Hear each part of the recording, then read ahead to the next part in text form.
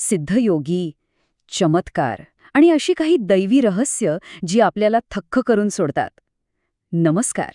आज आपण नवनाथांच्या पवित्र उत्पत्तीची एक अद्भुत कथा उलगडणार आहोत. आणि गंमत म्हणजे ही कथा कोणी साधीसुधी नाही, तर स्वतः दिव्य गुरु श्रीपाद श्रीवल्लभ यांनी सांगितलेली आहे. म्हणजे आपण थेट मुळाशीच हात घालणार आहोत. चला तर मग थेट मूळ प्रश्नापासूनच सुरुवात करूया.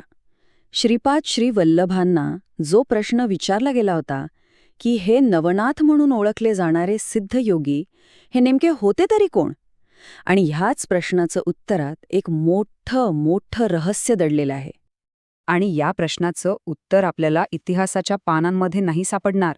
नाही, ते आपल्याला घेऊन जातं थेट एका दिव्य युगात, जिथे या सिद्ध योग्यांचा संबंध थेट अशा दैवी शक्तींशी जोडला जातो ज्याची आपण कल्पनाही करू शकत नाही. चला तर मग उलगडूया हे दिव्य रहस्य. तर रहस्य हे आहे की हे नवनाथ म्हणजे केवळ कोणी महान योगी नव्हते. अजिबात नाही.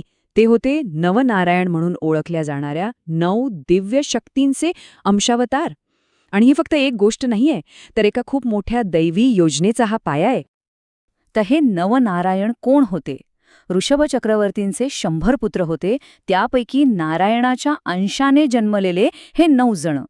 कवी, हरी, अंतरिक्ष, प्रबुद्ध ही सगळी नावं, यांना नवनारायण म्हणून ओळखलं जायचं. हे सर्वजण अवधूत होते. म्हणजे काय, तर सर्व सांसारिक बंधनांपासून पूर्णपणे मुक्त असलेले सिद्धयोगी. आणि यांना एका खास कामासाठी पृथ्वीवर अवतार घ्यायची आज्ञा मिळाली होती. पण मग एक प्रश्न उभा राहतो, बरोबर, की या नारायणांना नाथ म्हणून अवतार का घ्यावा लागला? म्हणजे नारायण होतेच की ते.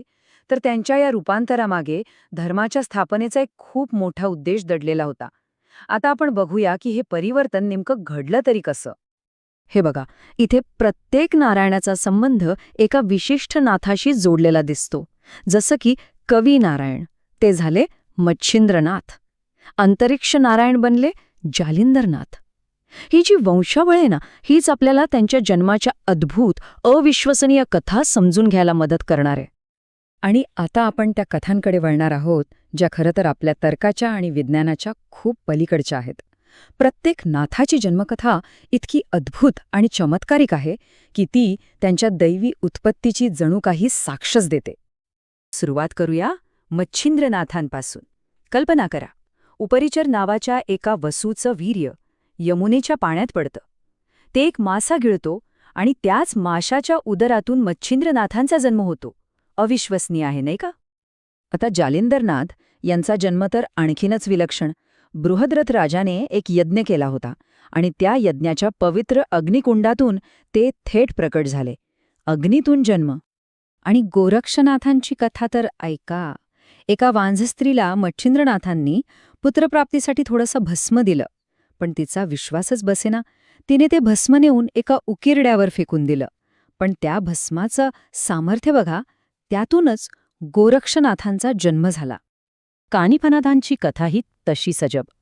ब्रह्मदेवांचं वीर्य एका झोपलेल्या हत्तीच्या कानात पडलं आणि त्यातून प्रबुद्ध नारायणाने जन्म घेतला. आता कानातून जन्म झाला म्हणून त्यांना कानिफनाथ किंवा कर्णकनिफा असं नाव मिळालं.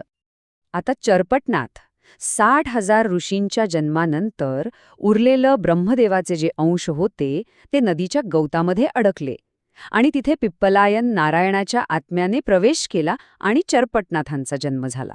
म्हणजे गवतातून. नागनाथांची कथा जरा गुंतागुंतीची आहे.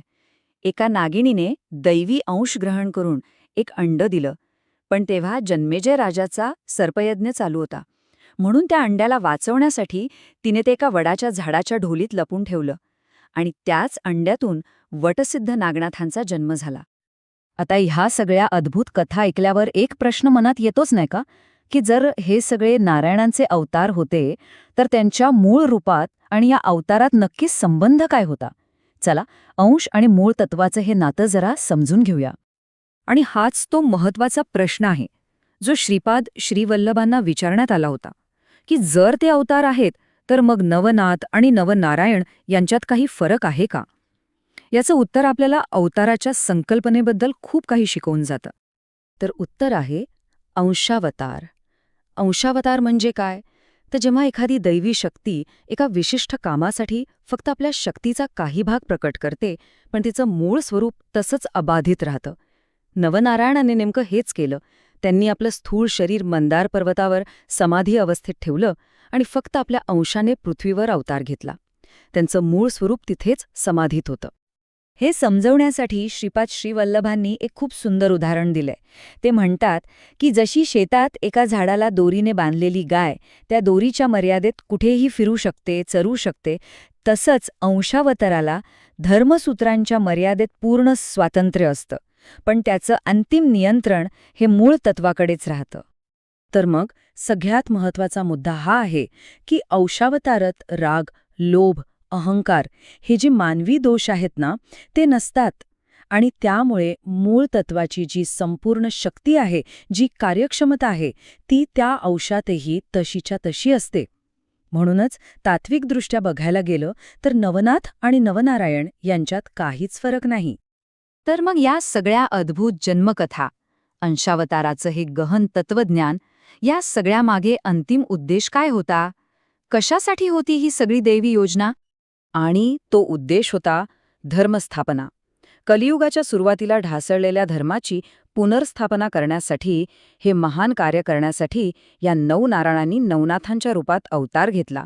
हेच हेच त्यांच्या जन्माचं अंतिम सत्य आहे.